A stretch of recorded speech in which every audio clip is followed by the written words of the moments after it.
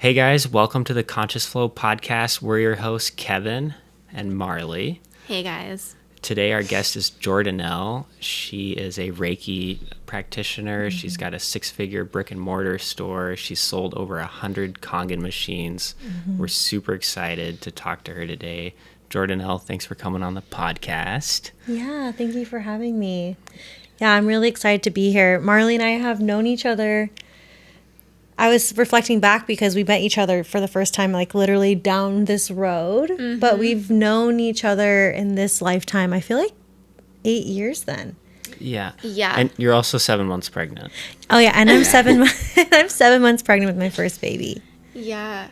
Yeah, I think I was your first Kangen sale. Yes.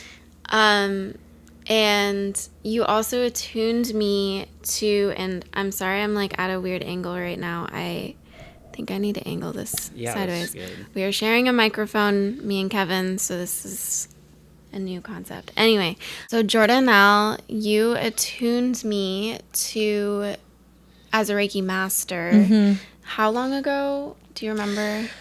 Probably 5 years ago. 5 or 4, because I've been a master for like the last, I feel like then.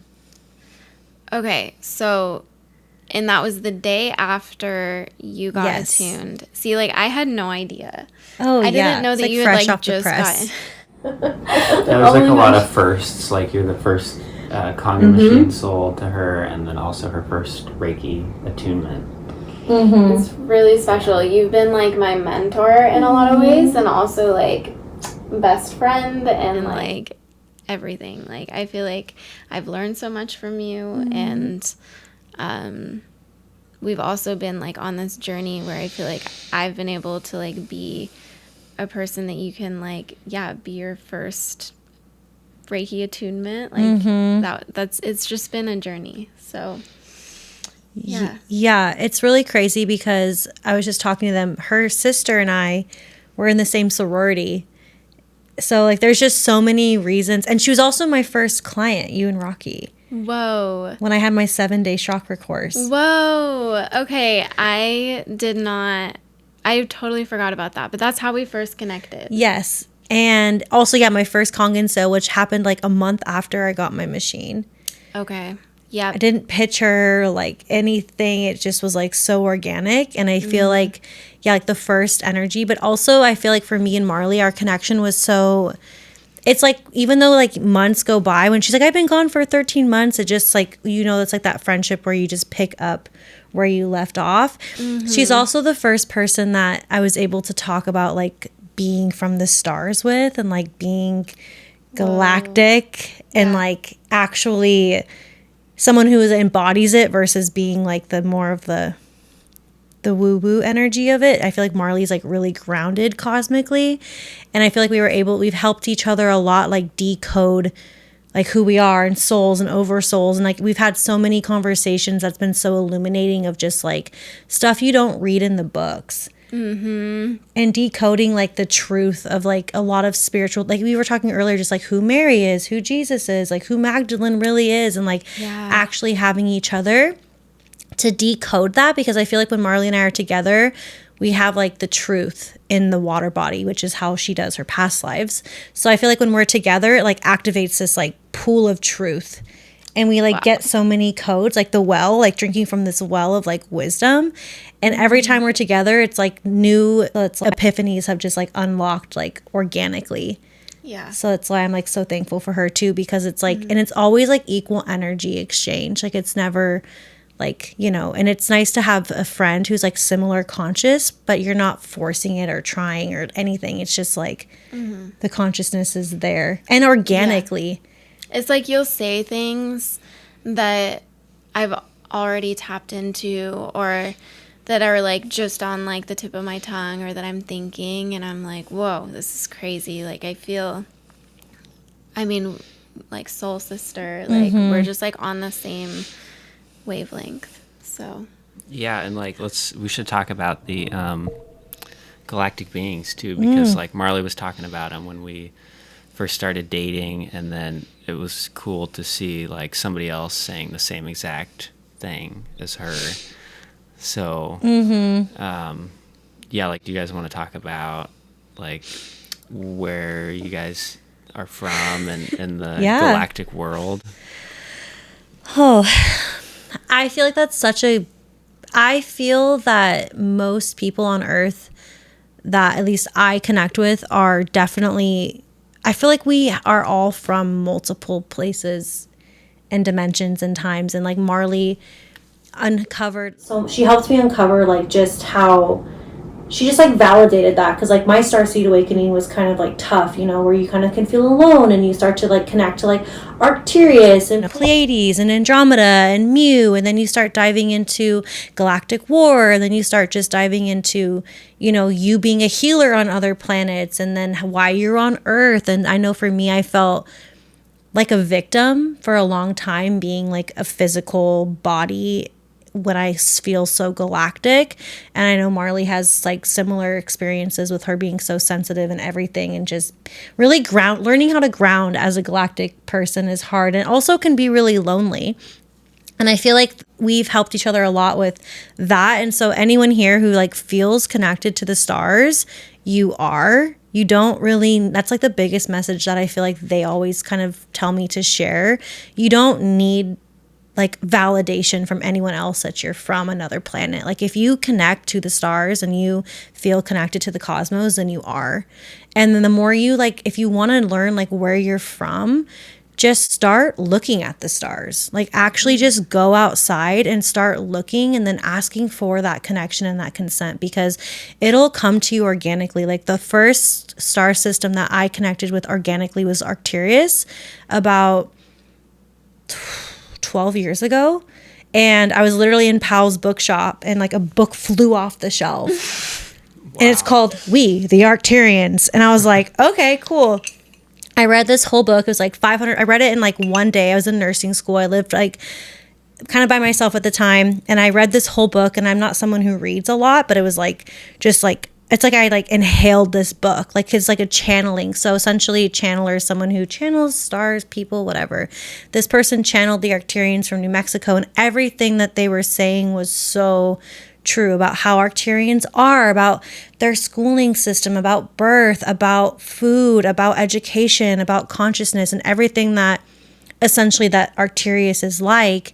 Felt like where I was from. Like I felt like I was actually connecting to like where I was from. I've always felt like a prisoner on Earth, or like I wasn't from here. Like I remember being little and like looking at the stars and feeling like I got left here.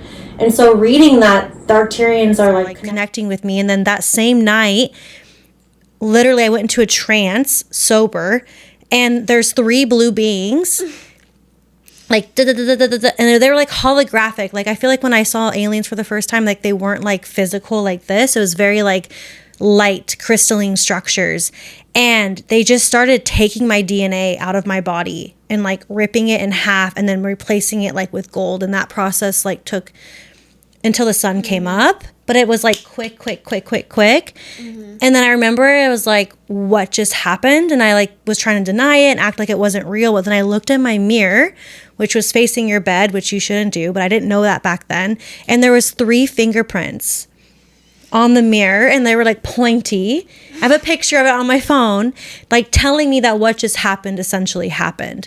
And from that moment forward, I was like, you cannot deny like the existence of our connection to other species. And from there, I just kind of started just embodying that and learning that. And, you know, and then I just started connecting, you know, with other people who also feel connected to galactic beings, which I know Marley's had many in-person visitations in her room that we've talked about. So, okay, this is crazy, Jordenelle, because I'm remembering like it was after my attunement with you as a master that I started having really extraterrestrial like sessions with people, where like in my Reiki sessions I would literally like, you know, when you say like through the mind's eye, it can seem like it's like, oh, it's your imagination and it's not real, but it was like my mind's eye, but it was so strong that it was like overlapping with my physical vision. and where I would literally be like feeling as if I'm being taken up onto a ship with my client. They're like,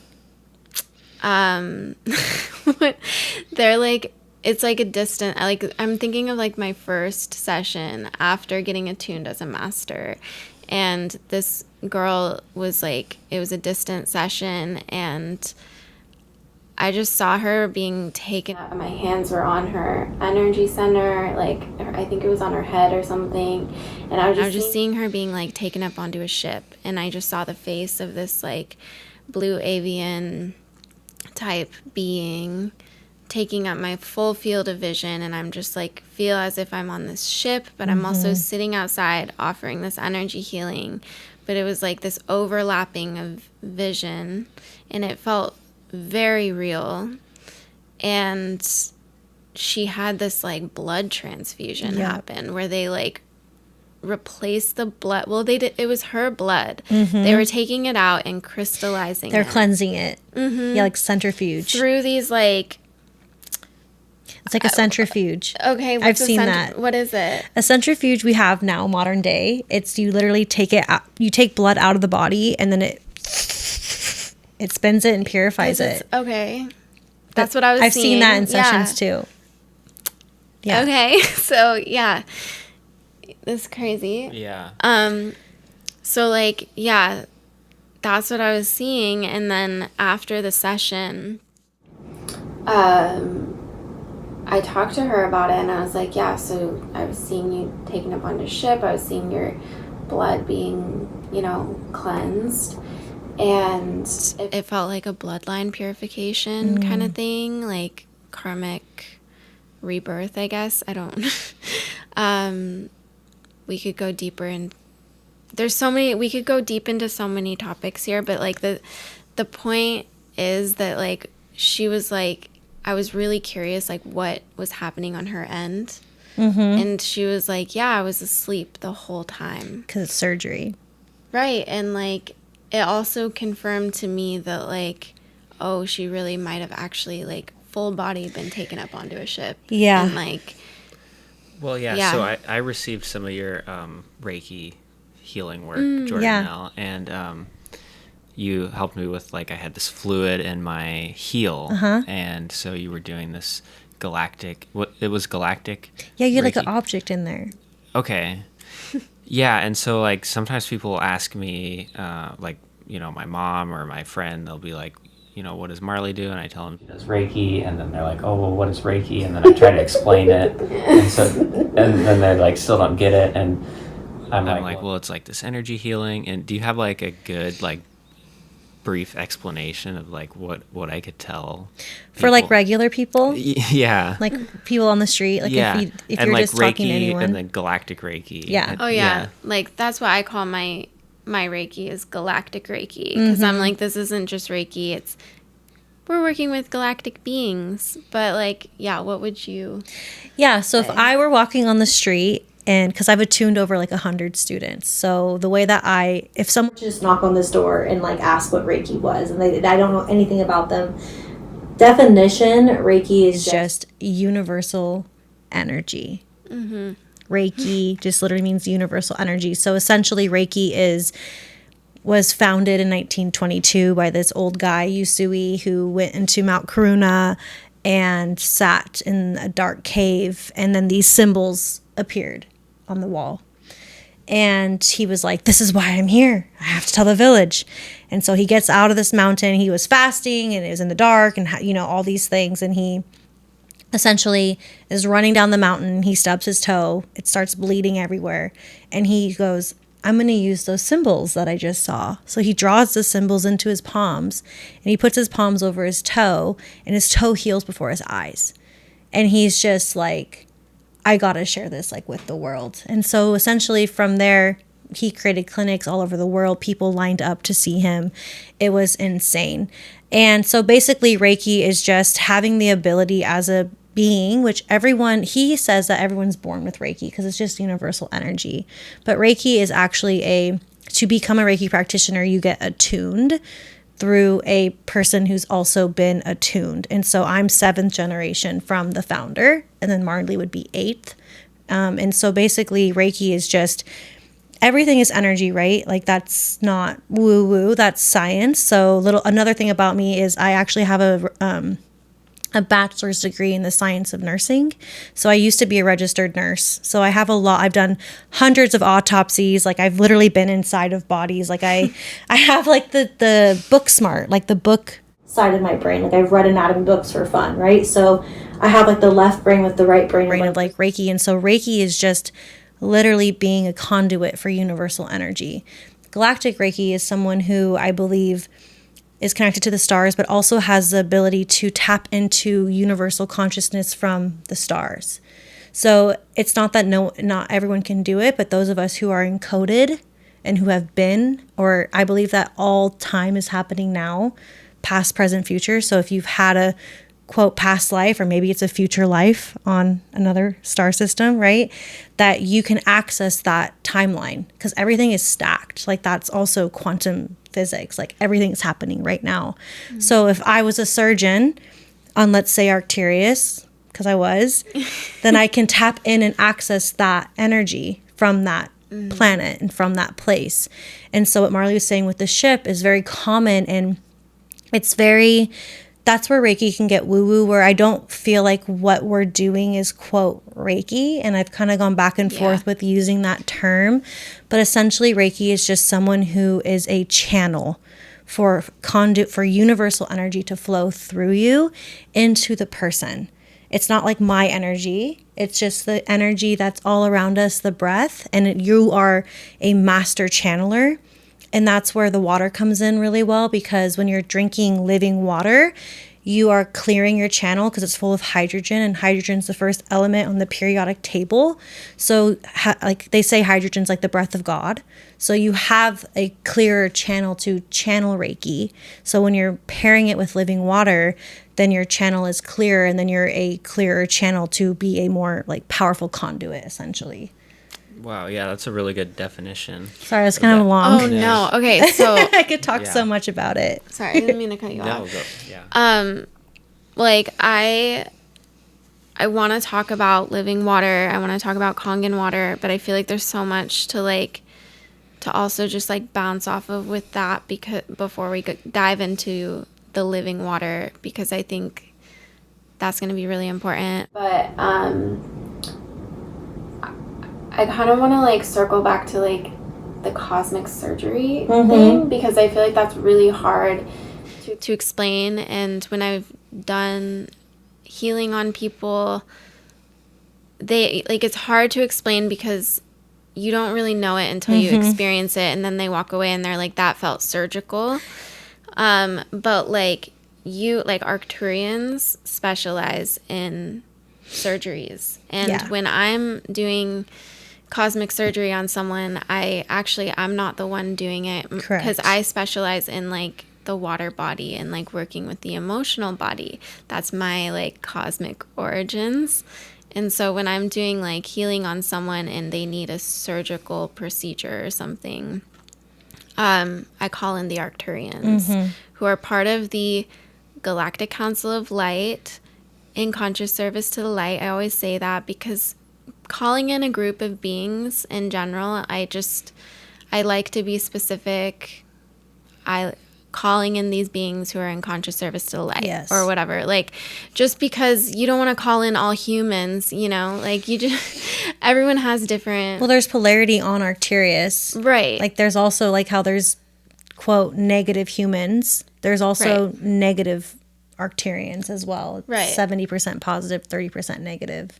Right. Okay. There you go. So tell me, Jordenelle, like from the Arcturian perspective, like with this like cosmic surgery, like what do you know about that? What have you experienced with it?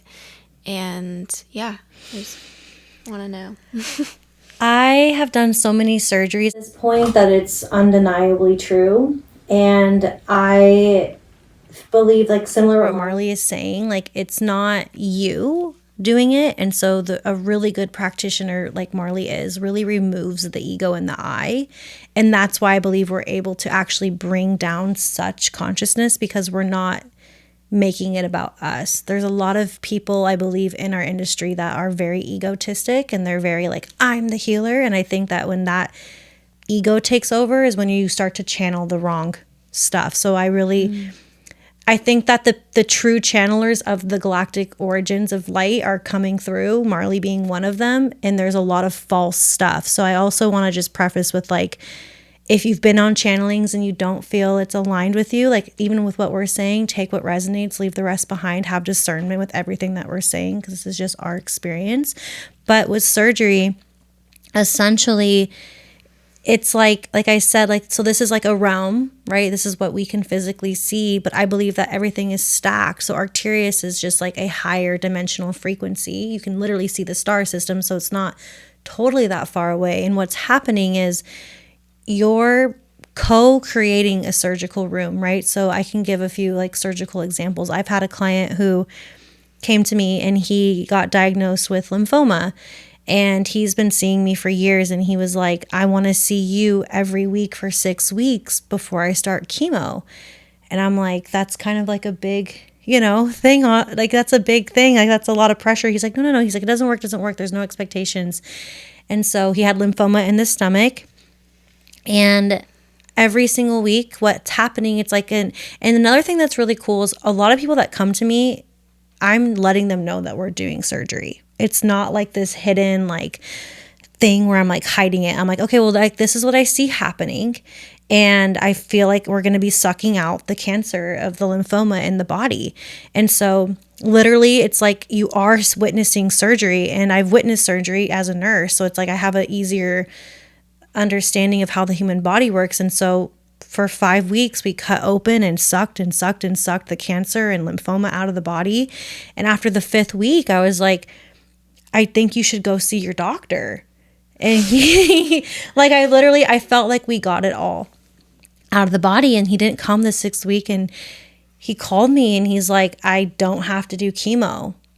Wow. He still doesn't. I'm not making claims here. I'm just sharing, like, when two people come together, and I think that's why church is powerful, is because when you have a group of people collectively speaking life over someone or believing in miraculous healing, but also on board with the fact that surgery is happening, then you are able to actually have the subconscious mind and body and that higher frequency timeline come in, and miraculous healing can take place. I've had many, many surgeries where I'm literally cutting out tumors where like I'm seeing them, or like Marley said with the blood. I've had a patient with like thyroid cancer and then doesn't. And it's like, it's really interesting because I feel like it's so much bigger than us. I believe that this is really the future of healing. I think that there's a lot of people who are going to miraculously start healing in this way. I think that there's a lot of healers like us that are really just holding down the frequency of what's accessible to all of us, because our bodies are designed to be perfectly healed. Like, we're not meant to have disease. And so I feel like when you have people who are pure channelers and who can bring that dimension over into someone's space, because they're essentially just creating space. The body wants to be healed. So when you have someone bringing in that energy of healing and the surgical tools of those beings, then you can have miraculous healing take place, because it's all vibration. So you're just essentially bringing down this vibrational energy with these beings of light who also want to heal. And then that person has a contract that they also want to be healed. And so you're just really you have people holding down the frequency of healing, and that's how I believe like it happens. Wow.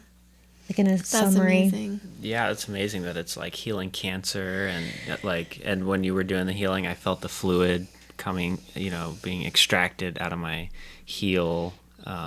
Just so crazy. Yeah.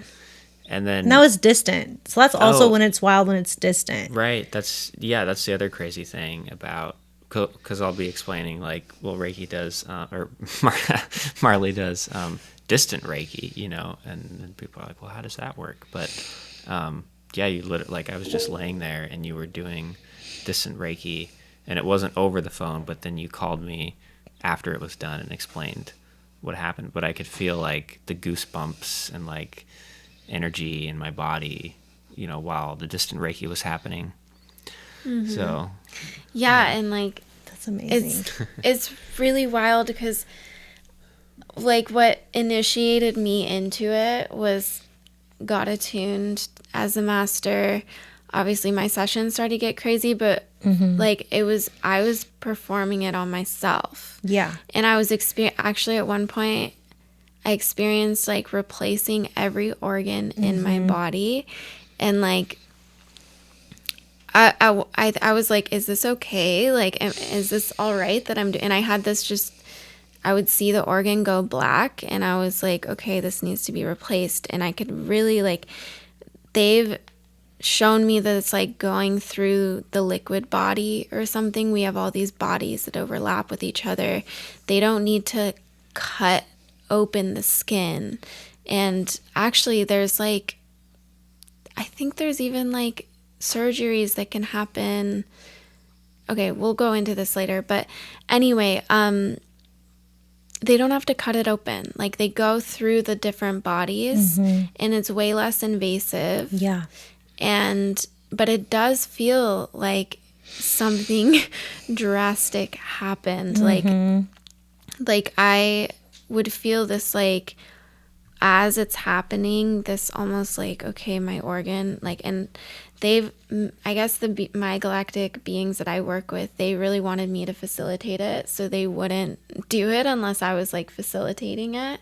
So I would have to like feel as the organ was being cut out of my body and then replaced and sewn back in and like fused together. And it was like really intense, but not painful. Yeah. And it was like, And healing time is fast. and I'd just feel kind of fragile, maybe emotionally, maybe a little fatigued, but I wouldn't feel, maybe even slightly sore, but it wouldn't feel painful. It was like something drastic just shifted in me, and like the relief would be pretty instantaneous. Yeah. So yeah, and that was like, I remember when you were doing that. yeah, like my whole DNA makeup like completely got rewritten, because I used to be very, I don't know if you can even picture it, Kevin, I used to be a little bit more like you, like emotionally like neutral. Like I wasn't as emotional as I am now. I think I can't imagine that actually. Yeah. I was emotional, but I was like more held it together. Now if I get sad, I have to cry, or like I have to feel the emotion. Right, like you don't hold anything in. Which is very Syrian. Like that's my origin. Like the water planet, very emotional. But like before I had like gray DNA. And like this is probably so weird for people to listen to who have never like heard about it. But like I believe that everyone has like cosmic DNA woven into them in some way. Like that's our origin, like as a planet. But yeah, grays don't have feeling. No. They're like, there's like scientists. They're like, but it's not negative. No, it's just like that's just their makeup. They don't have the same emotional body that humans do, and it's what allowed me to work through my past lives. But they're curious about humans because of that. They're really fascinated in the human body, yeah, because humans are very messy, and grays are like, why aren't you moral? Like, why can't you make the moral choice that's gonna prevent the karmic cycle from happening? Like, just because they don't have emotion doesn't mean they don't, like, actually they can make more moral, like just choices more easily than like humans, I guess, because we have a lot of emotion. And so I think that DNA mixed with the human DNA like is what allowed me to like process my past lives when they came up without like being so like emotionally involved with them. Yeah, because like they're so logical. Yeah. In a good way. Like we need them. There's a lot of misinformation about the grays. And some people say that the grays are what humans could evolve into as the atmosphere gets That's what they say. attainable. I don't see that. No, but that's why a lot of people there's a lot of confusion with the grays. There's also those are always the ones you see on movies or that get abducted on Area 51. Well, we were just listening to a podcast about this. Do you remember? They were talking about the declassified files that are coming out, and how I don't actually remember the whole podcast because I was driving, but the gray, they were talking about grays and how okay, let me move this mic back here. They were talking about grays and how the ones that abducted people and did traumatic things to people, that they aren't even aliens. They're actually machines that were created by humans who have been part of the deep state, who are part of have really extreme technology that we don't have yet in our world. Yeah. That's a whole it's like an agenda. Topic. But essentially that's where I think the confusion is with the grays, because there's the legit grays and then there's the grays that are created that are meant to try to make humanity fear them. Well, wasn't there the robotic the robotic aliens also, where they cut them open and there's all this this is fiber the same optic ones. Okay, those are the bad ones with the fiber optic cables and Exactly. Yeah, so they're machine people. Supposedly. Yeah. Anyway, because it just goes into disclosure, and I feel there's so many, with galactic Reiki and stuff, there's not a lot of people that are talking about it, or even doing it. And I think that there's a lot of fear that's been placed into people that are doing this kind of work. But I really believe that more and more practitioners are going to start being open about it. And I actually have had a lot of students who are seeing it happen, but they're not aware that it's galactic because it just hasn't been taught. We're not taught this in Reiki school. It's just happening to some of us organically. So there's a lot of people who are also experiencing abductions, even though every abduction, I will say, is consensual if it's true. Quote abduction. It's just the ride is so scary that when people come back down, it's whoa. But I've definitely had multiple experiences where especially driving from Vegas back home, where hours go missing. It's just just wild, but it's neither good or bad. And I think that there's a lot of people who have been abducted and have made it really, really scary. So that's another thing with aliens, that they're not as far away as we think, and there's a lot of agendas against them as well. But I believe that of the Council of Light, that they are really coming here to help humanity, because they're the future Earths, if that makes sense. And they're another thing that people I wish understood about the Earth is that it took a very long time to make our ecosystem. It took a lot of work. And who do you think yes, God, creator, whatever, created it, but there's also a lot of alien hands at place. This was supposed to be an intergalactic trading center. Yeah. For every planet. I've picked that up too. I've picked it up that Earth was supposed to be it's meant to be a utopia where beings from all over the galaxy come. Well, we're here to clear galactic karma together, which I would love for you to talk about that, because I feel a lot of people don't understand that. My perspective before she has the legit more channeling is if you my partner is from Arcturus and and he's very much so Andromedan, and Andromeda is a war zone essentially. It's still an active war zone. There's such a hierarchy, and a lot of people from the military are from Orion's belt and Andromeda, and so a lot of people who are from those planets struggle with the law, and they're very defiant, and they're very Mad Max energy, very outlaw type of energy. But what's happening with our justice system that is deeper, it's a lot of Orion's karma getting played out on Earth, because humans forget who they are when we're born. But up in the stars, you don't forget who you are. Even if you're on other planets, like it's very like, you know who you are, and your karma is very alive. And, you know, there's so many planets that have been blown up, and like Star Wars is real. Like I always like to explain, like Star Wars is a documentary of pretty much what's happening, like light and dark. And like Mu, for example, is a planet that was blown up by like Orion and Andromeda. Like there's literally, I've had dreams about it. Like I've lived there. It's very sad. So there's a lot of people who are on Earth because their literal home planet got destroyed. And so there's just so much karma that we're consciously clearing on Earth. So Earth is very this home for us to unconsciously clear a lot of, and like a lot of times we're born into families with karma. That's why we see so many families on Earth where they don't get along with their siblings, and they don't get along with their parents. And like, there's all this like weird inter-family, every family has problems. Like if you look at, there's not one family where like everyone gets along and it's perfect. It's because we're all born into very specific galactic origins where we're like unconsciously playing out galactic karma. Yeah. It's like, that's how I viewed it anyway. Absolutely. I mean, we have like one brain sometimes. Like when I feel like when we're when we're together, I'm like, I don't even. Yeah, it's really funny witnessing you guys actually talk to each other. It is like one brain. Yeah. Yeah. I guess I just had a question too about the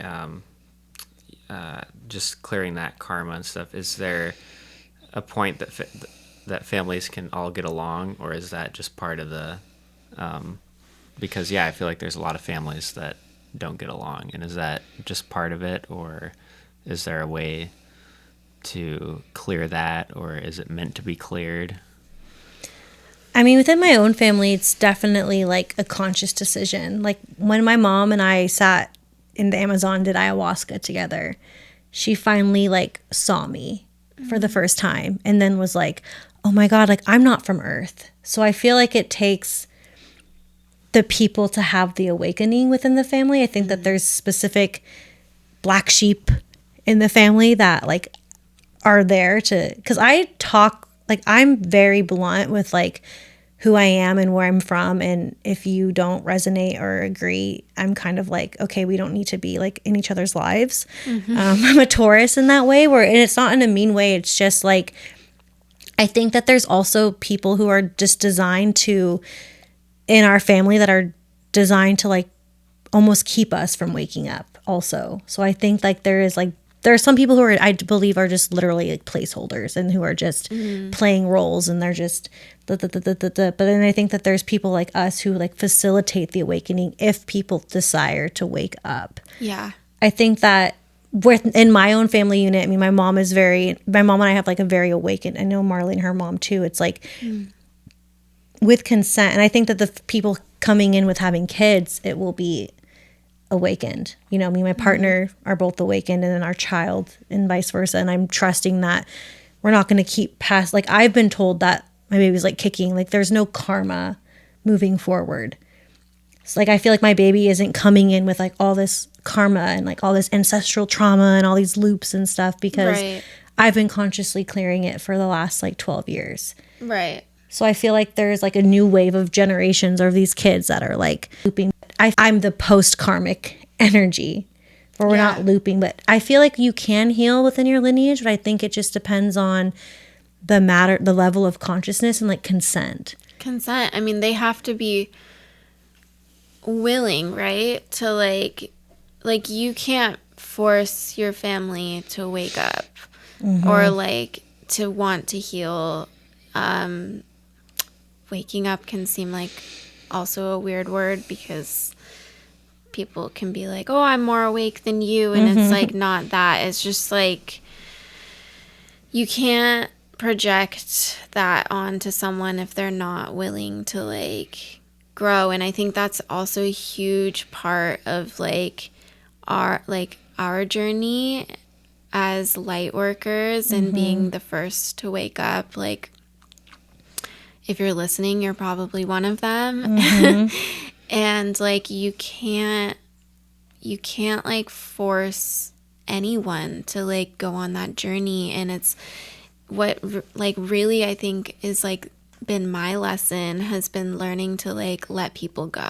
Yeah. And like cut people off. Yeah. Too. And it sounds harsh, and like those people who are like in the old ways that are no longer in resonance will try to like pull you down or make you feel selfish or make you feel like you're a bad person. But like we have to like protect our energy also for like future babies, like our lineage, like is part of like protecting like the lineage and how it'll move forward, and like clearing and paving the path for like future generations to come.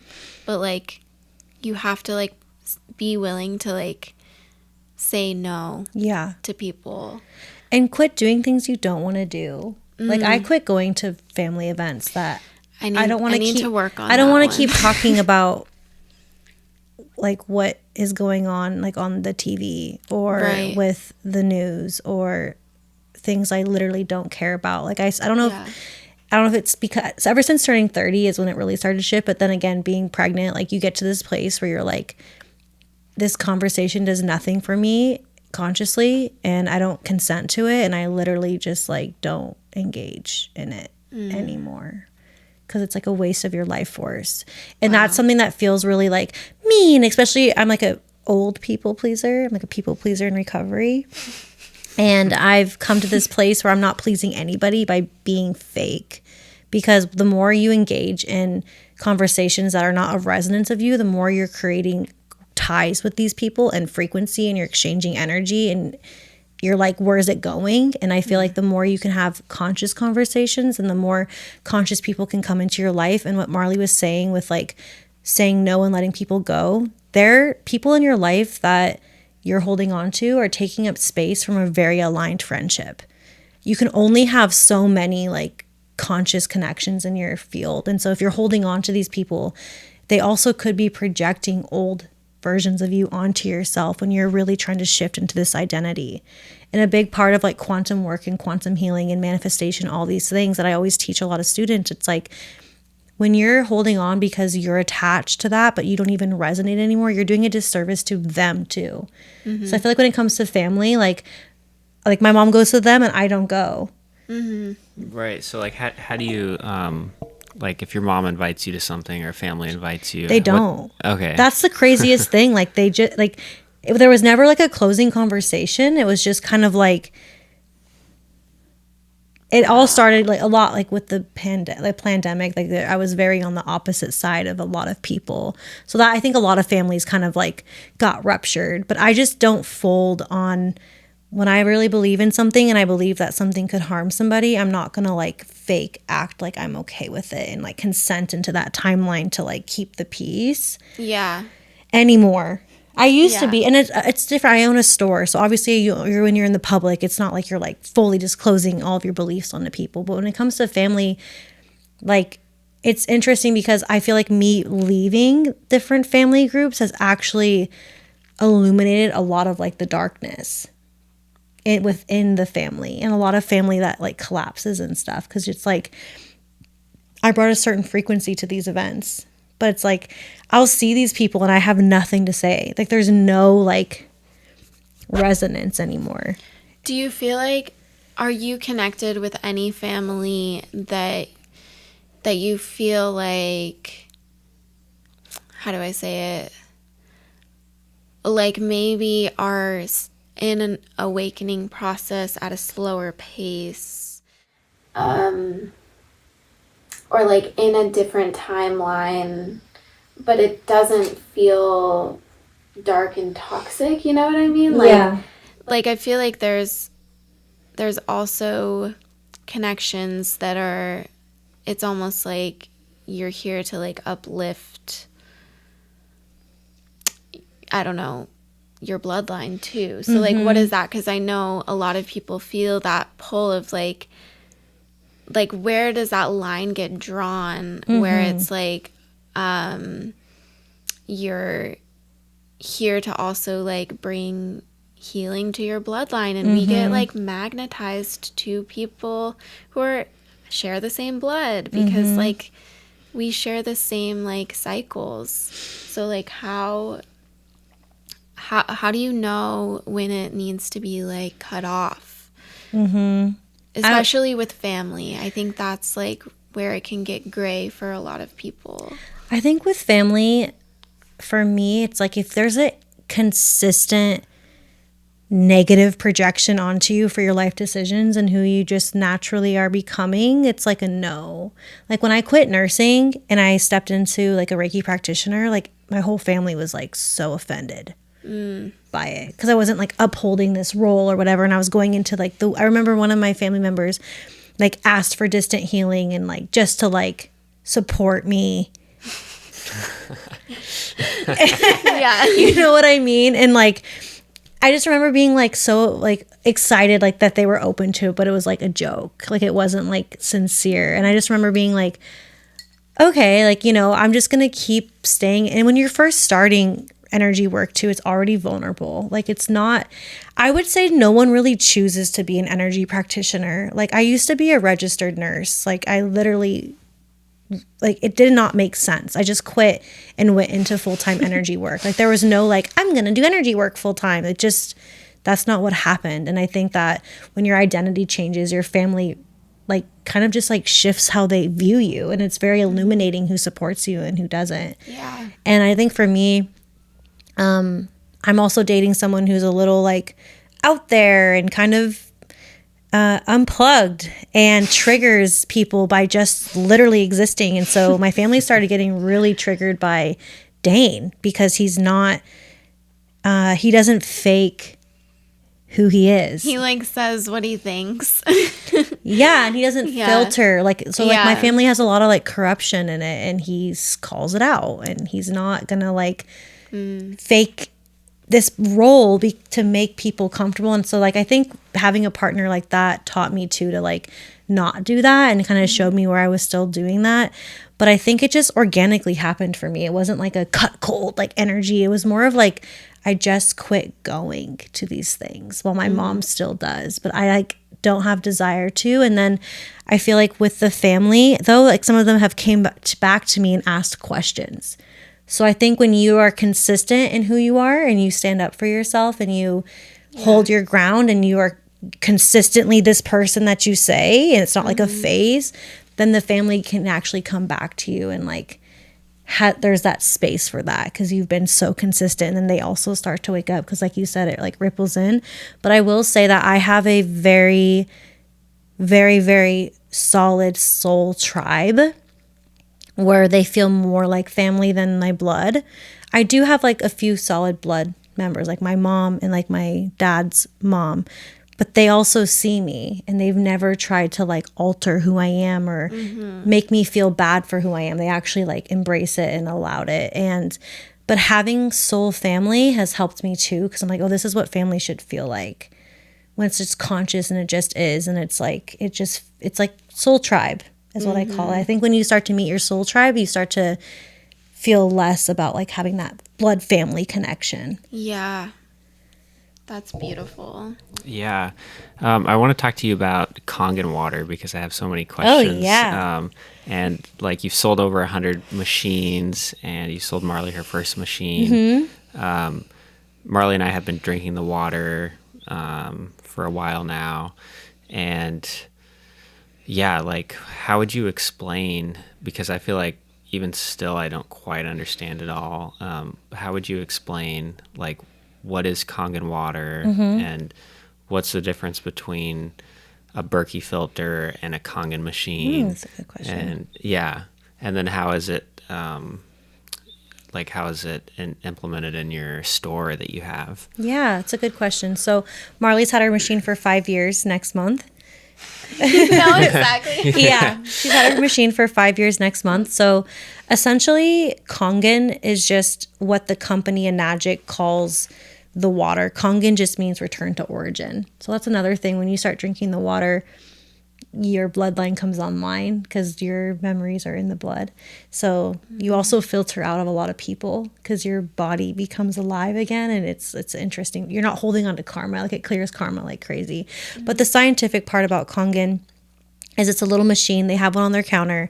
It's like 7 pounds and hooks up right to your tap. And basically what's happening is this is a lot of people feel like there's so many like misinformation with this machine, but it's a 52-year-old company, a tiny little island in Okinawa.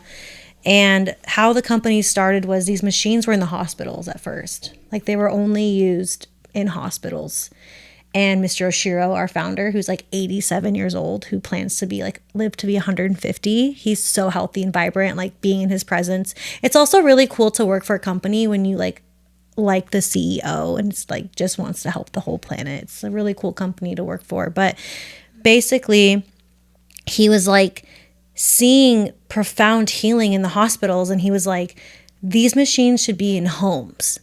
Like, how can we make that happen? Because so imagine you have a machine that you have in your home that's like a medical device in a hospital. So that's where it's like so insane to me that we have access to a literal, and it's certified medical ionizer. Not every ionizer on the market is medically certified. That's the biggest thing when people are like comparing different ionizers. So what's so beautiful about this machine is on the inside there's these platinum titanium dipped plates. And if you know anything about that, if you get surgery, they put platinum titanium in there because it doesn't rust.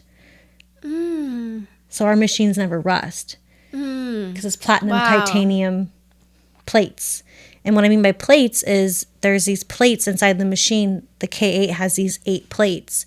And what's happening is you're taking water, tap water, it's going through the machine. And you know when like your like ambulance is like clear, or like a lightning bolt hits water, that's what's happening to the water. It's ionizing it. So when it's ionizing it, what it means is it's bringing voltage to the water.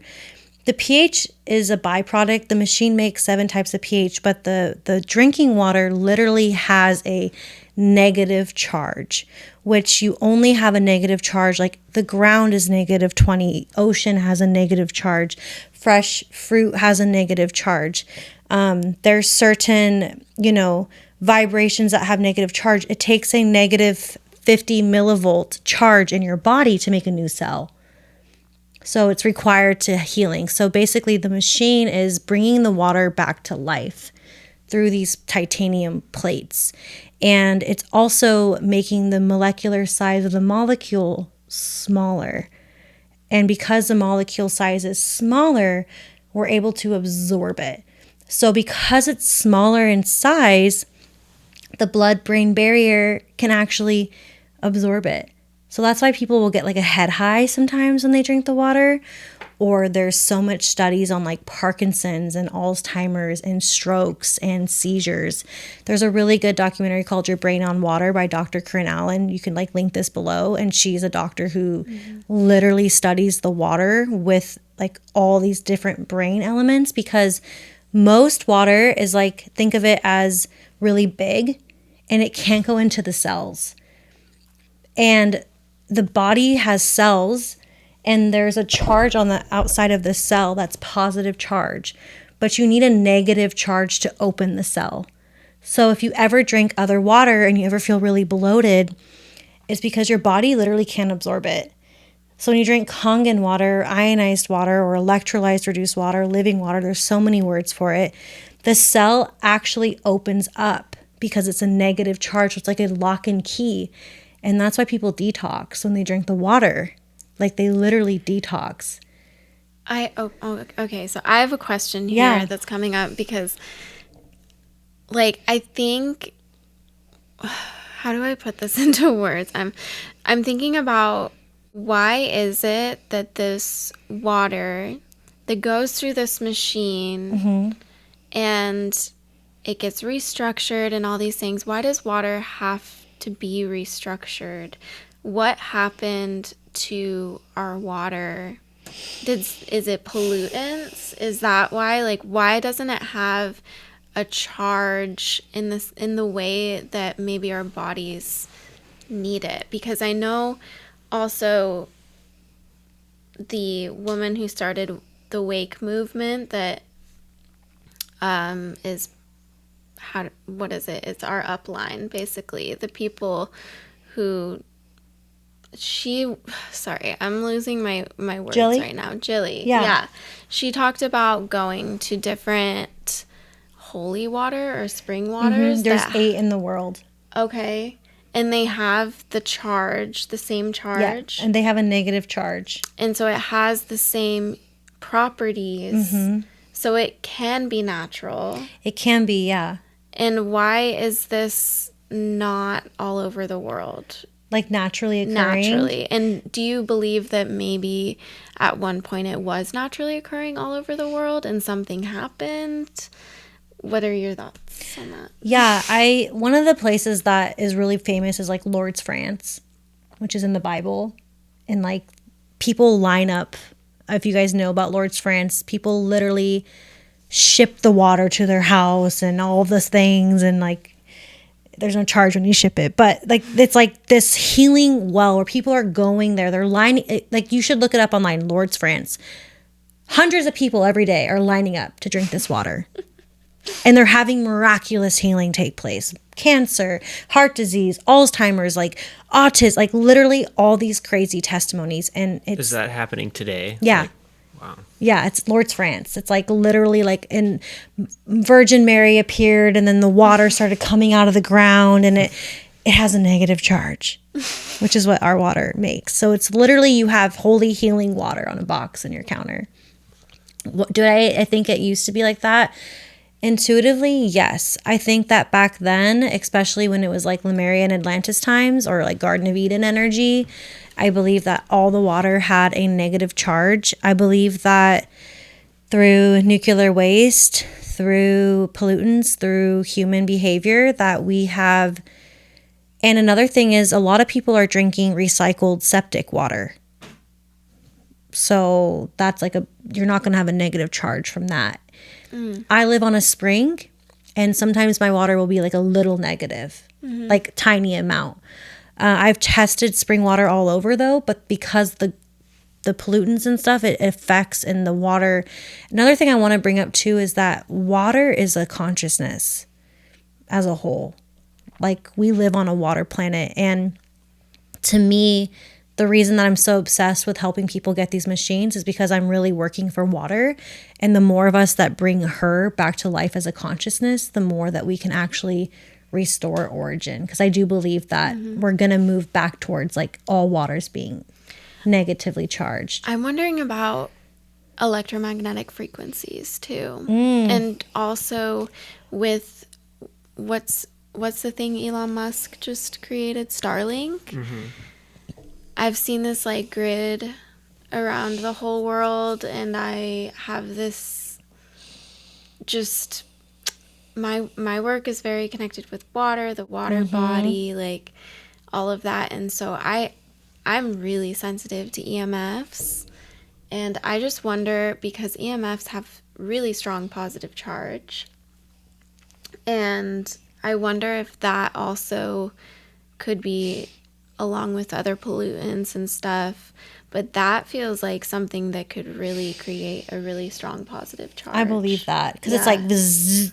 Yeah, and it feels like there's this grid that they're trying to place around. I've had the same download. Yeah, and I've seen this when I've tapped into people's past lives of seeing entire planets in Orion being imprisoned by this like they can't metallic shield around the whole planet, and it keeps people locked in, and it's electromagnetic frequencies. And anyway, going back to the water though, I feel like EMFs and like the direction that our world is going with electromagnetic cars and everything is becoming electrical, and now more than ever we need to protect our energy.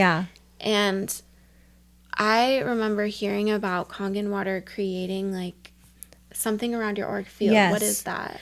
I feel like, I don't know the exact like words, but I believe because it's so full of hydrogen and it has a charge, that it's like creating like a beautiful, like just you can tell, I can literally feel when someone's like more like hydrated. Like everyone in my life has a machine. It's like I remember being at a party at my house and like looked around, like 30 people had a machine around me, and I'm like, whoa, like that's who I hang out with. Is because it's like a freak. It's like it's not. It's because like we become, like Jilly says, like electron donors, where we have so much energy to give organically because we're drinking water that is constantly making new cells. So that frequency goes into our aura, where we are just like fountains. When you're dehydrated, you're stealing. You're electron like stealer, unconsciously. Could that make you tired then if you're overflowing? It's like a fountain that doesn't stop. Okay. If you like in theory, because you're just like so. Because imagine this, you guys. Like I said, your body is always making new cells, and also the other thing with this is it's full of like antioxidants, which we all know is really good for us. So you're drinking this, which is like 500 blueberries and antioxidants, which antioxidants kills free radicals, which free radicals causes cancer. So many people will drink Kangen. Like my grandma's 75 and she looks 40, 50. And I got the machine, full circle back because my mom got cancer and was the healthiest person I knew. And then I started to look into my water. I had like a Brita. And to go back to your question about Berkey is like a filtration system. So the difference between Kangen, what we're drinking, and a Berkey is just like filtering it. So if you're just looking for like the filtering of like water, that's great. But there's no charge. And so the thing that's important, it's like, is your water giving you life or is it pulling life? That's like the biggest thing I think about with the water is this water is literally giving my body energy to make new cells and like fight cancer. Wow. Right, because I think a misconception is that Kangen water is it's like a filtration system, but you have like a pre-filter and the machine, but the main thing is the ionization and all that stuff. Well, we have to get a pre-filter. We have to get a pre-filter from a different company even. Like, it's not even for the filter so much as it's for the charge. There is a filter in the machine, and ionization alone is a filtration process. Like, it takes fluoride and turns it into fluorine. So there are some people who don't have it. Depends on like your water source, but to protect your machine, like most people have a pre-filter. I'm on spring water at home. I have like a little mini pre-filter that the house has. But the biggest thing is like you're not buying a filtration system. And another thing about the water that's insane is that, yes, it's molecular size. It has the hydrogen. It has the pH. A lot of people get caught up on the pH. And there's a lot of doctors, like the celery juice guy that people love. And medical medium. Yeah, who just hates alkalized, ionized water. But actually he hates alkaline water. And so I get this big misconception with like the alkaline water in the store.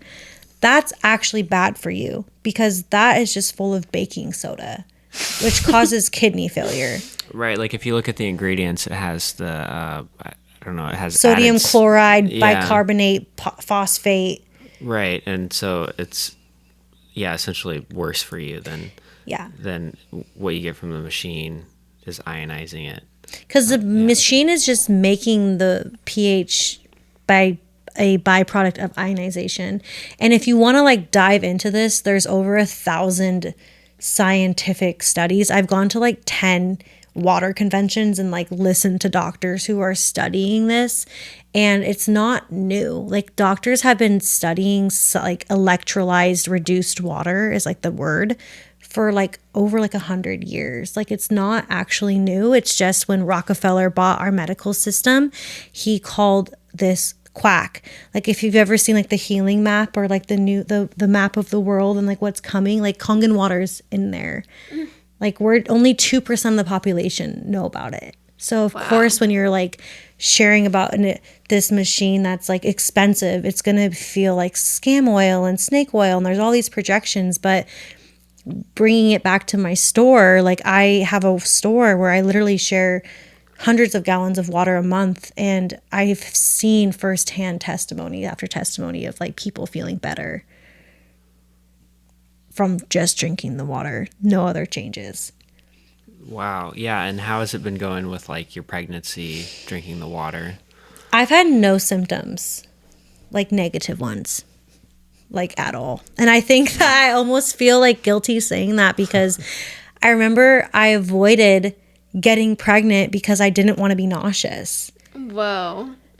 Because I have so many businesses. I'm like, I don't want to be out for 9 months and bedridden. And of course, like I have, where I'm like, oh, I'm breathing deeper because I'm carrying like a baby. But for the most part, I never threw up. I didn't really have any nausea.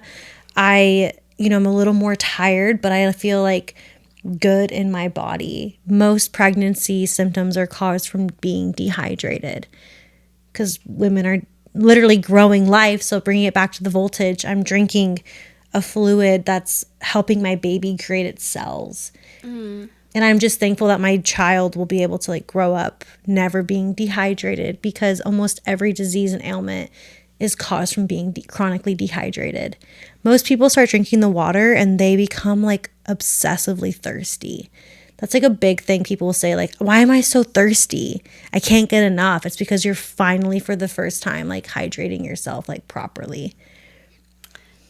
Wow. And bringing it to an energetic, because this is making me think of the energy work that I do with the water body. You were talking earlier about it clearing karma. And I feel that really deeply. That was probably the biggest thing that I noticed in myself when I started drinking the water, is it was starting to bring up a lot of emotions, and it was helping me heal PTSD, which I had majorly from my awakening process that I talked about in my book, Before I Live, I Die, which we've talked about on this podcast.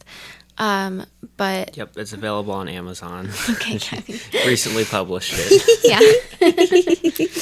Yeah. Anyway, but yeah, like super intense awakening process, and drinking the water helped me so much because I couldn't be alone for like months. I don't know. It was, I had to move back in with my parents. I'd gotten a dog. I could barely like get by, and I started drinking the water, and I started to have more energy, and my PTSD And your fibromyalgia. and my fibromyalgia got, And I feel like your food sensitivities. yeah, it all got better. I mean, I'm still dealing with stuff.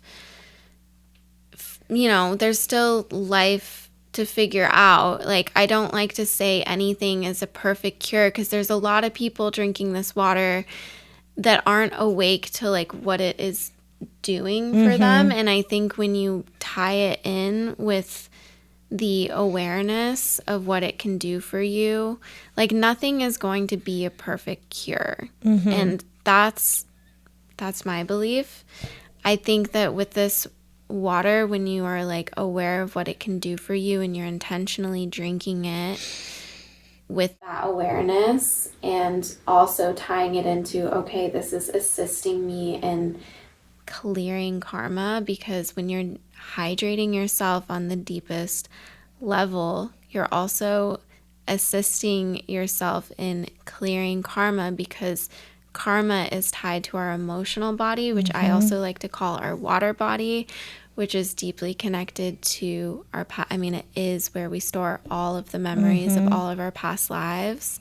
Any unprocessed emotion that our soul hasn't processed gets stored within the water body. So when you drink really like hydrating water like this, and it's structured, I really feel like it helps to reorganize everything. It helps you to wake up to who you are on the deepest level, feel your deepest rooted emotions, and also, like what it says, come back to origin of who you are. Definitely. Yeah. And I also see karma as waves within the water body. It's the movement. And this brings you back to neutrality, because it's like the negative charge.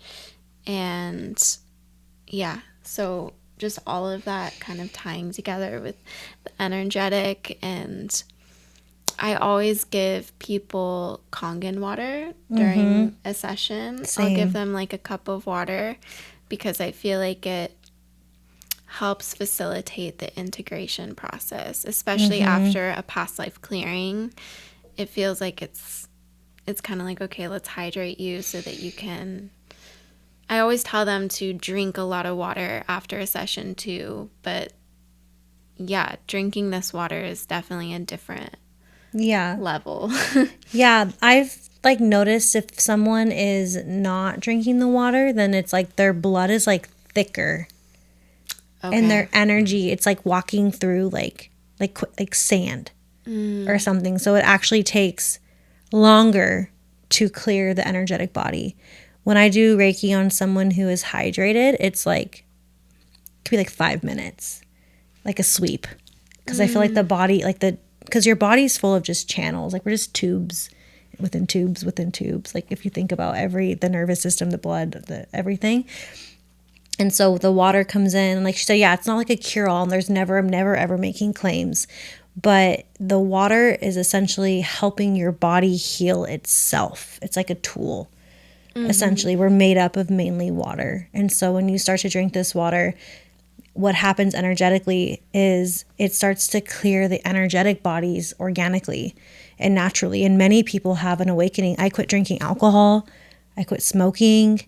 I feel like I was able to get off Adderall. I was taking heart pill medication. I was like, I had incurable heart disease called POTS, which is only cured by hydration. And I don't have that anymore. I feel like I was able to also just be a better channeler because my body, like I said earlier, was like clearer. But for me, I think it's just such a responsibility because it's such a simple change. I feel like when it comes to health and you start waking up to healing, that there's so many things out there like peptides and red light and biohacking. And there's just so many, not saying that those are not good. I'm just saying that there's so many things out there. But changing your water is a really, in my opinion, a simple shift. It's simple, and we're made up of 70% water.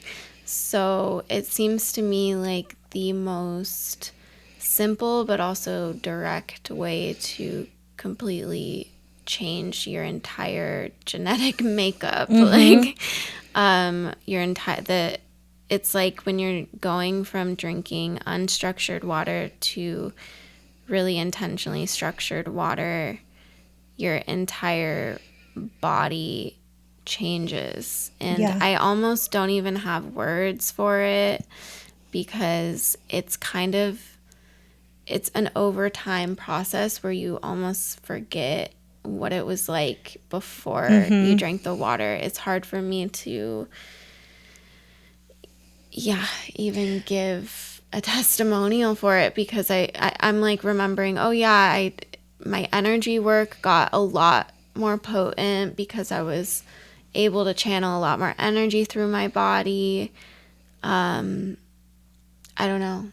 Well, like my friend Sabrina, she just moved down to LA and she couldn't set her machine up for a week, and she was like calling me like, I feel like a saltine cracker. Like, I don't feel good. Like, I have no energy. Like, I'm craving fast food. Like, I'm like, I'm not creating. Like, she was like struggling like so much. And it was like a week. And I always tell people like, that's when you notice it the most, when you don't have it.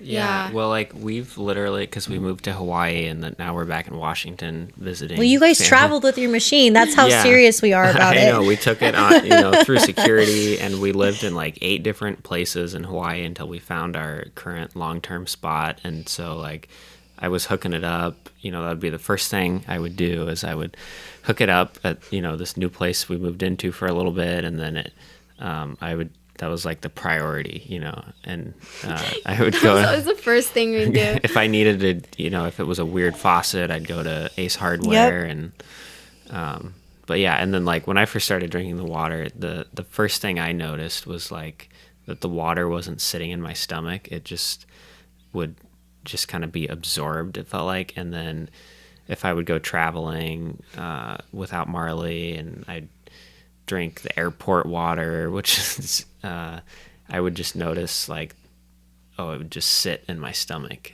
and it was like, but yeah, I've felt super hydrated since I've been able to use Marley's machine. It's actually one of the reasons I started dating her was just for her machine. Oh, No, the machine was a bonus, but it's like a really good bonus. It's a really good bonus. Yeah. Yeah. That's so funny. But we should probably wrap this up Yeah. pretty soon here, unless there's any final. I know. I wanted to. Yeah, I was really curious about. Well, I don't know how much longer do you think probably we could go? another 5 minutes with our SD cards here. Right. Yeah, we don't know how much time we have on here. Well, we were talking about like the church a little bit, and if I can do that quick. Yeah, okay. Do you have any words to say about that? Because I guess like we're in our community where we live, there's a huge Mormon community, and that's something that we're learning about, and neither of us were raised really with the church, so we don't know that much about it. What have you seen in clients with the church and like Mormon church specifically? Sure. Yeah, maybe Mormon, because I think that seems to be the hot topic and what a lot of people around us are connected to. So Yeah, just quick, like basically what I've discovered, I live in a town with a lot of Mormons too. I've had a lot of friends that have converted after meeting me. I feel like a low-key conversion therapist, the opposite one. I'm like the people with the books, but the opposite books at your door. But what I've discovered with Mormonism is that it's an extreme opportunity to control, and there's a lot of actually like pagan rituals in it. There's a lot of where they wear only white, and this is from people who were Mormon, so this isn't my experience. I did not grow up in that place, but I have a lot of friends who left the church and told me what they went through and how the temple and how just the marriage ceremony, and but more specifically I want to talk about the baptism for the dead. So I was doing Reiki on one of my friends, and I looked up at my wall and it turned into a blackboard, and I started to see all these names getting written in chalk. I'm like, what is this? What's going on here? And I asked her, and she said, oh, well, I've probably baptized over 100 people for the dead. And I'm like, excuse me? And essentially this ceremony is where a daughter, a child, I don't know, it doesn't have to be a daughter, but a child, and they start pretty young. I think she started doing it around 8. They were only white. And they have a name of people in their lineage that aren't Mormon, baptized as Mormon. And they speak that name into the body, and then they dunk them in water. And they're baptizing these dead people. And they do it over. And then after they do their whole family, they have random names that they do. So I just, as from a Reiki practitioner standpoint, she had all these souls in her water body. Right, imprinted in her body, and she struggles with anxiety and depression, their karma, and struggles with just extreme anxiety and depression and personality disorder and splitting, and it's hard for her to leave. But if you look into the origin of Mormonism, it's like he found these gold tablets in like a weird state. That's like the origin of it. It's like these gold tablets that they discovered that has the laws of them. Of the church. That is really weird. What do you mean it's like from a different state? Like I don't remember what state it's in, like somewhere in the East Coast or the central of the state country, but essentially this guy just dug up these God told him where these tablets were, and there's like these gold tablets, and it has the laws of Mormon church on them. Really? Yeah, they're like legit apparently like gold tablets. And I remember actually I had a group of, I know we're cutting on time, but I had a group of 6 Mormon women minus one that booked a whole session with me, like as a group. They all like from Utah, Mormon, and they all are like lineage of it, or converted through marriage, or one was adopted in. And what I've realized, it's like they're very spiritually tapped in.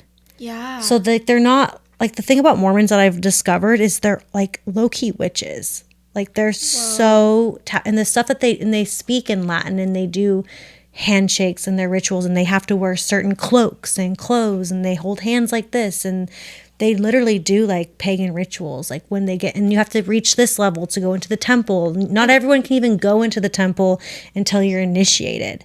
Whoa. Like there's all these like deep, like almost Masonic temples type energy stuff. Right. Wow, And don't they believe in like a higher self too? I heard someone talk, maybe, I don't know, I just heard this in a podcast, someone who is part of the Mormon church who talked about believing in like having a higher self, like a higher version of themselves, that they will, when they die, they go back to this higher version of themselves or something. Like it doesn't sound that different from what we believe in. There's just like twists, and like obviously there's a lot of differences, but it's almost like I was a little blown away by listening to that, and listening to you right now. I'm kind of like, how does this They're just so spiritual, but because they've done so many spells.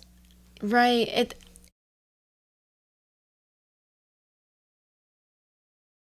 They've done so many spells that it's hard to get out of. yeah, Right. I And see there's that. also like a lot of fear instilled in them from what we're learning is Well, you'll go to hell, essentially, yeah. or not the temple. That's why they baptize people who aren't Mormon, because they believe that they're saving them. Yeah. Because these people are in hell that aren't baptized, that died as not Mormon. Like they just didn't learn about it. So that's why they're essentially Yeah. saving them to bring them into like the temple of Mormonism. It is very ritualistic, like just the church in general, not just Mormon, but like Yeah. it is a ritual.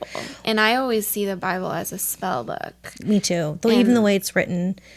Yeah. Well, I just the biggest turnoff for me with Christianity is them drinking his flesh, eating his flesh and drinking his blood.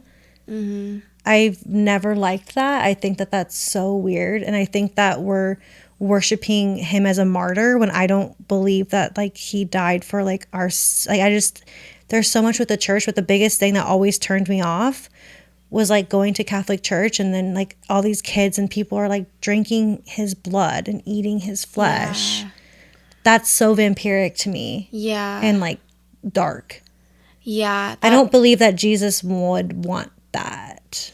I mean, as an energy worker, that ritual feels wrong, because to me, like what you imagine and what you do through imagery is very real. Like we were talking about doing like surgical procedures on people from an intentional, energetic, like our imagination is so powerful, and what we do ritualistically is real. So yeah, like eating someone's flesh intentionally, like imagining that as like the ritual feels very Demonic. well, it just feels strange. Like I don't want to make anyone like feel bad listening to this, but it's just like, It's just our perception on it. yeah, it's from the perspective of not being raised Christian, from the outside, like looking in, and also from like our own journeys of being energy workers. Your mind is so powerful. And I do want to say that I have a strong connection to Jesus too. Like Right. there's a big misconception that like, and we can end, I know we're like short Yeah. on time, but like I have a very strong connection to like Jesus, Yeah. like who he really is. And I want to say that a lot of people in the Christian church, like what that connection you have with him is real. I think that there's just a lot of weird things around it, and it's a for-profit center. But I think that the connection that people have to Jesus is like legit, and that's why people go, and the community aspect and the healing aspect. But there's like a big misconception that those of us in this realm are like channeling the darkness, but reality, like Jesus shows up in like a lot of the sessions that I hold space for. Right. Yeah, I think like the when I was learning about tithing, that seemed like a kind of a big, kind of like a scam. But I mean, people are giving like 20% of their income Yeah. to the church. Yeah. like the pastor is like, I don't know, the church by my house, like the pastor like got in trouble for like embezzlement. And there's so many like pastors that are, there's just so much corruption in it too. I think that it's okay to give in those blaze, but it's like, where is it going? And I think that there's a lot of like, Jesus flipped tables because he's like, this is not why I designed. Like he wouldn't go to church. Like Jesus didn't go to church. And Jesus also, I believe, was like, he was with the homeless. He was with the prostitutes. He was with the people that most people in those spaces are judgmental towards, in my opinion. You know, I see homeless people sleeping outside of the church. I think there's just this huge misconception of who he really was, and it became like a very profitable business. Right. Yeah. Do you have Well, yeah, go ahead. I feel like I had more to say, and now it's like slipping from my brain. We're talking about, gosh, what did you say about the tithing? 20%. Well, and just like, I don't know what you were. I'm trying to tune into what you were I'm thinking. trying to I was remember. like, It's are you like, talking about Are you thinking about how Jesus was like might have been this person that existed, and then the story got twisted into like this profitable business, like you're saying? well, was yeah. my attempt to read her mind. You guys, I don't know. It's slipping from my brain, so maybe it wasn't that important. Well, just like the fact that they don't talk about Magdalene could be a whole 10-hour topic. Right. Oh, I guess like, okay, this is what was coming through. I think the biggest thing for me with the church is, well, like the work we do would be seen as like not allowed. Evil. Yeah, like working with the devil, all of this, like we're doing this stuff that is like only for the priests, or you know, like the priesthood. When this work that we're like connecting with source, first of all, like women are actually even more wired for this kind of work than men, not because men can't do it, but it's because we're the physical embodiment of the divine feminine, and the divine feminine is the non-physical, you know what I mean? And the masculine is the physical. And so those combined, like that's what has created this universe into form, and like all of that. And so to me, like to only allow men, like priests, to carry that lineage and carry like the non-physical through, that feels very wrong, because and then also the concept that we, like all people, can't connect with that ourselves, because that seems very controlling and manipulative, and that's where like I feel I can't connect with that part of the church at all. So that was what I wanted to say on that. And what were you gonna ask? Oh, I was just gonna ask if you have like an Instagram you want to share. Oh yeah, it's just Jordenelle, Jordenelle, like _ Okay. Yeah. We will link that down below, and website. We can link that down below as well. And we're also your downline for Kangen water. So we'll just share what we have a website on Kangen water. Well, it's like for this podcast, but it's also for Kangen water, and so we can link that down below as well. Is there anything else? No, thank you guys for having me. Yeah, thank you so much you drove 3 hours to come up here, and thank you so much for coming on our podcast. Yeah, thank you so much. Yeah, thank you guys for having me. Awesome. Excited. Yeah, all right. This was Thanks, amazing. Thanks for listening, everybody. Peace. Peace.